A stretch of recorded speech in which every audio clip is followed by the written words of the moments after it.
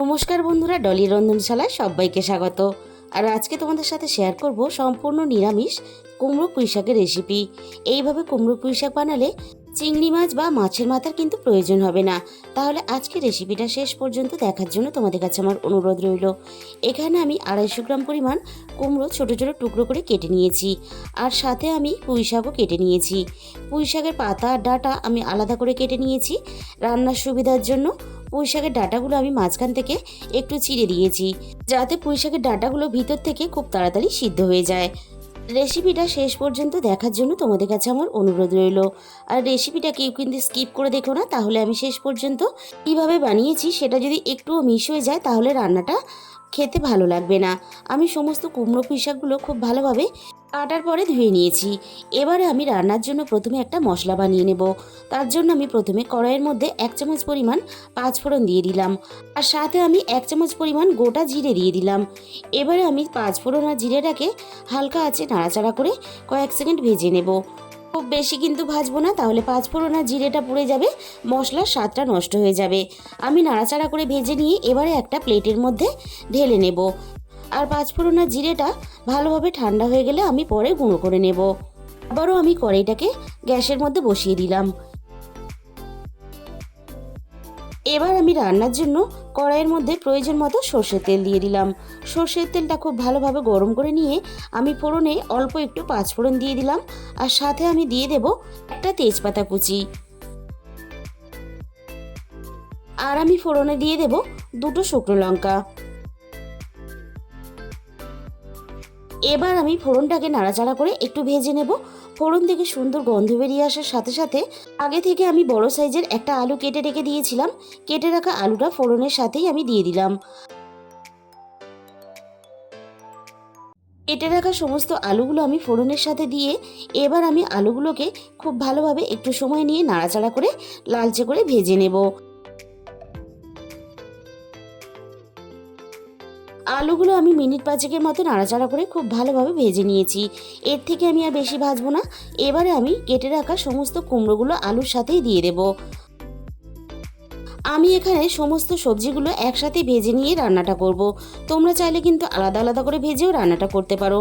আর ডাঁটাগুলো কুমড়ো আলুর সাথেই আমি নাড়াচাড়া করে একটু ভেজে নেব, তাহলে ডাঁটাগুলো খুব ভালোভাবে সিদ্ধ হবে।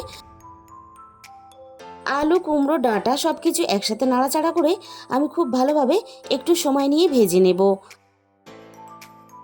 আলু, কুমড়ো, ডাঁটা একসাথে নাড়াচাড়া করে আমি একটু ভেজে নিয়ে এবার আমি আলু, কুমড়ো, ডাঁটার সাথে ভেজানো কাঁচা ছোলা আমি এখানে দিয়ে দিলাম। যেহেতু নিরামিষ রান্না তাই অল্প একটু ছোলা দিলে তাহলে খেতে ভালো লাগবে। আমি আলু, কুমড়ো, ডাঁটা, ছোলা সব কিছু একসাথে আবারও নাড়াচাড়া করে খুব ভালোভাবে এইভাবে ভাজতে থাকবো।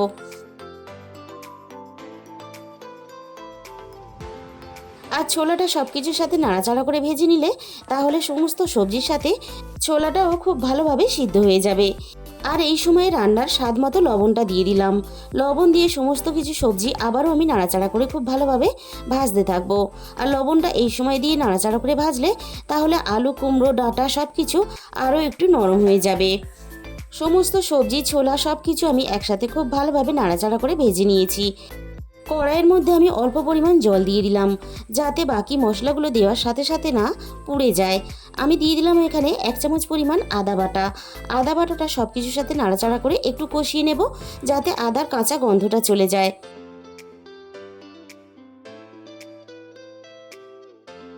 আমি সমস্ত সবজির সাথে আদা বাটাটা খুব ভালোভাবে নাড়াচাড়া করে কষিয়ে নিয়েছি। এবার আমি একে একে গুঁড়ো মশলাগুলো দিতে থাকবো।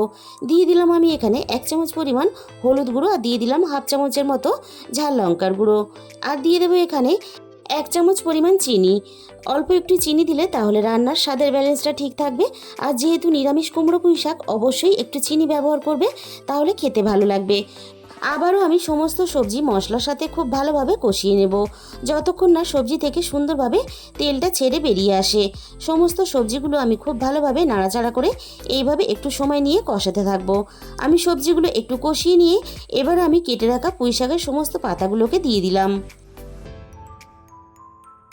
যেহেতু কুমড়ো আর আলু খুব ভালোভাবে ভেজে নিয়েছি, তাই কুমড়ো খুব বেশিক্ষণ সিদ্ধ হতে সময় লাগবে না, আর আলুও খুব বেশিক্ষণ সিদ্ধ হতে সময় লাগবে না।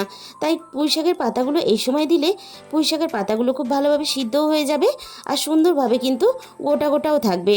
গ্যাসের ফ্লেমটা একেবারে লোতে দিয়ে পুঁইশাকের পাতাগুলো খুব ভালোভাবে নরম হতে দেব। মিনিট 5 পরে আমি কড়াই থেকে ঢাকাটাকে সরিয়ে নিলাম। দেখো পুঁইশাকের পাতাগুলো আগের থেকে অনেকটাই নরম হয়ে গেছে। এবার আমি পুঁইশাকের পাতাগুলো সব কিছুর সাথে নাড়াচাড়া করে খুব ভালোভাবে মিশিয়ে দেব। আর বন্ধুরা, নিরামিষ কুমড়ো পুঁইশাক হলেও এই রান্নার স্বাদ কিন্তু আমিষ পুঁইশাককে হার মানিয়ে দেবে। তোমরা একবার হলেও এইভাবে এই পদ্ধতিতে রান্না করে খেয়ে দেখো, আশা করি তোমাদের ভালো লাগবে। সমস্ত সবজি মশলা সব কিছু একসাথে খুব ভালোভাবে কষিয়ে নেওয়ার পরে আমি এখানে সবজিগুলো খুব ভালোভাবে সিদ্ধ হওয়ার জন্য প্রয়োজন মতো জল দিয়ে দিলাম। আমি এবারে জলের সাথে সমস্ত সবজি মশলা খুব ভালোভাবে নাড়াচাড়া করে মিশিয়ে দেব। আর খুব বেশি পরিমাণ জল দিয়ে কিন্তু পুঁইশাক সিদ্ধ করবে না কখনোই, তাহলে ডাঁটার মধ্যে একটা টক ভাব চলে আসবে। আমি সমস্ত সবজি খুব ভালোভাবে সিদ্ধ হওয়ার জন্য কিছুক্ষণের জন্য ঢাকা দিয়ে দিলাম।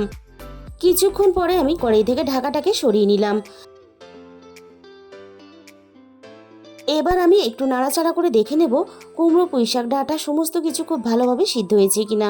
সমস্ত সবজি কিন্তু খুব ভালোভাবে সিদ্ধ হয়ে গেছে। এবার আমি গ্যাসের ফ্লেমটা একটু হাইতে দিয়ে জলটা একটু টানিয়ে নেব।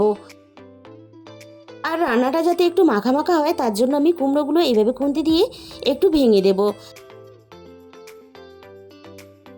এর থেকে বেশি কিন্তু আমি ঝোলটাকে ফুটিয়ে আর কমিয়ে নেব না, তাহলে রান্নার মধ্যে একটা শুকনো শুকনো ভাব চলে আসবে। আগে থেকে আমি যে মশলাটা ভেজে রেখে দিয়েছিলাম সেই মশলাটা আমি মিক্সির মধ্যে একটু দানা দানা করে এভাবে গুঁড়ো করে নিয়েছিলাম। গুঁড়ো করা মশলাটা আমি রান্নার মধ্যে দিয়ে দিলাম। শুধুমাত্র জিরে আর পাঁচফোড়ন দিয়ে এইভাবে কুমড়ো পুঁইশাক রান্না করে খেয়ে দেখো, দারুণ খেতে লাগে। তাহলে বন্ধুরা, আজকের এই নিরামিষ কুমড়ো পুঁইশাকের রেসিপিটা তোমাদের যদি ভালো লেগে থাকে প্লিজ একটা ভিডিওতে লাইক করে দিও, আর প্রচুর প্রচুর নিজেদের বন্ধুদের মধ্যে শেয়ার করে দিও। আর যে সমস্ত বন্ধুরা এখনও পর্যন্ত আমার চ্যানেলটাকে সাবস্ক্রাইব করনি, আমার চ্যানেলটাকে সাবস্ক্রাইব করে পাশে থাকা বেল আইকনটা অল করে দিও, তাহলে আমি যখনই কোনো নতুন রেসিপি আপলোড করব সবার আগে তোমার কাছে পৌঁছে যাবে। আর তোমাদের মূল্যবান সময় দিয়ে রেসিপিটা শেষ পর্যন্ত দেখার জন্য তোমাদের সবাইকে অসংখ্য ধন্যবাদ। আজকে তাহলে এই পর্যন্ত, দেখা হবে অন্য কোনো নতুন রেসিপির সাথে।